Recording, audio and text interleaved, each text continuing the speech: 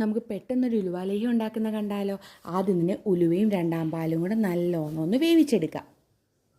എന്നിട്ട് ഈ വേവിച്ച് വെച്ച ഉലുവയും കുറച്ച് കുരുമുളകും കുറച്ച് ജീരകവും മഞ്ഞൾപ്പൊടിയും കൂടെ നല്ലോണം മിക്സിയിലിട്ടൊന്ന് അടിച്ചെടുക്കുക. എന്നിട്ടൊരു പാൻ ചൂടായതിന് ശേഷം കുറച്ച് നെയ്യ് ഒഴിച്ച് ഈ അരച്ച് വെച്ചേക്കുന്ന ഉലുവയും പിന്നെ ശർക്കരയും കൂടെ ഒഴിച്ച് നല്ലോണം ഒന്ന് മിക്സ് ചെയ്ത് കൊടുക്കുക കേട്ടോ. നല്ലോണം മിക്സ് ചെയ്യണേ, കട്ട നല്ലോണം മിക്സ് ചെയ്യണം. എന്നിട്ട് മിക്സ് ചെയ്തതിന് ശേഷം കുറച്ച് കിസ്മിസും കൂടെ ആഡ് ചെയ്ത് കൊടുക്കണേ.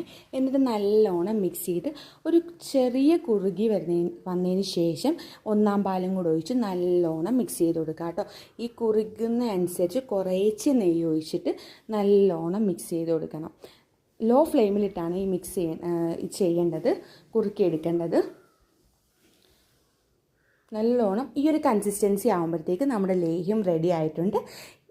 പെട്ടെന്ന് ഉണ്ടാക്കാൻ പറ്റും, ഒരുപാട് കയ്പൊന്നുമില്ല കേട്ടോ. എല്ലാവരും ട്രൈ ചെയ്ത് നോക്കണം, നല്ല ഹെൽത്തിയാണ്. അപ്പോൾ ഇത്രയുള്ള ഇന്നത്തെ video. Bye bye, see U.